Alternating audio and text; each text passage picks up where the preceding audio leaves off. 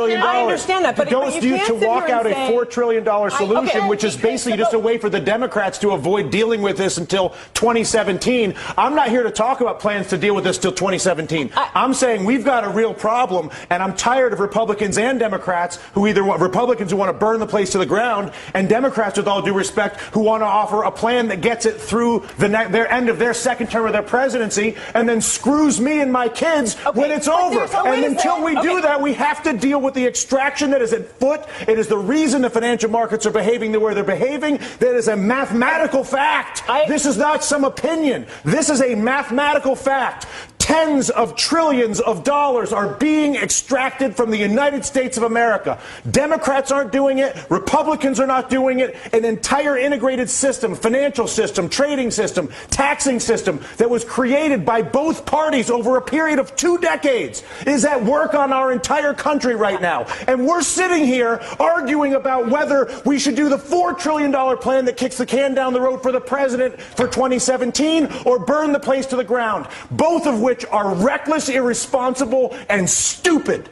And the fact of the matter is, until we actually, and I'm sorry to lose my temper, but I tell you what, I've been coming on TV for 3 years doing this. And the fact of the matter is that there's a refusal on both the Democratic and the Republican side of the aisle to acknowledge the mathematical problem, which is that the United States of America is being extracted. It's being extracted through banking, it's being extracted through trade, and it's being extracted through taxation. And there's not a single politician that has stepped forward, Susan, to deal with this. But there's only one right now. The leader of the free world, whether you like it or not, the President of the United States is arguably one of the most powerful individuals we have out there. But and Susan, he's our what you're saying is exactly the point that Dylan is making. It's not about one guy. It's about all of them. No, I actually disagree. I think Dylan's saying it is about one guy. It is about one guy. What would you like him to do? I would like him to go to the people of the United States of America and say, people of the United States of America, your Congress is bought. Your Congress is incapable of making legislation on health care, banking, trade, or taxes, because if they do it, they will lose their political funding and they won't do it. But I'm the President of the United States, and I won't have a country that is run by a bought Congress. So I'm not going to work with a bought Congress and try to be Mr. Big Guy. I'm working with the bought Congress.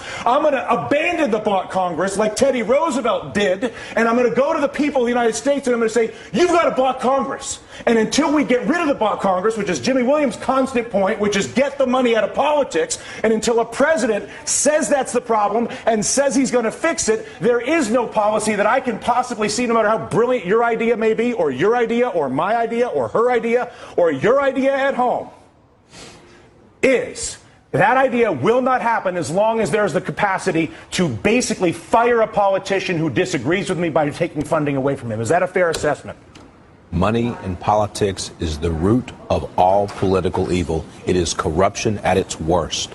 And until we step up and kick that out of the park, it's going to be the same system all and only the president could do that. We're going to No. Congress has to do it too. The Congress has to do it too. But I'll tell you what. How bad does it have to get? How much money has to be extracted? How many things have to be hurt? Down to brass tacks. Okay, physically, what do? You go and give a speech right now. Right now. Right now. You say. And then what happens tomorrow? Tomorrow, what happens is you begin the process of actually investing in solving the problem. So I come out and I say, how? I create an infrastructure bank with 2% blending immediately. Once I explain to people the problem, once I explain to you have cancer, once you understand how screwed up your trade, tax, and banking policies are, believe me, you will have no issue when I incorporate an infrastructure bank that I fund with repatriated offshore money that I bring in and then use to create 2% direct lending to every business in America. Because when you realize that the banking system is fully corrupt and defrauding us,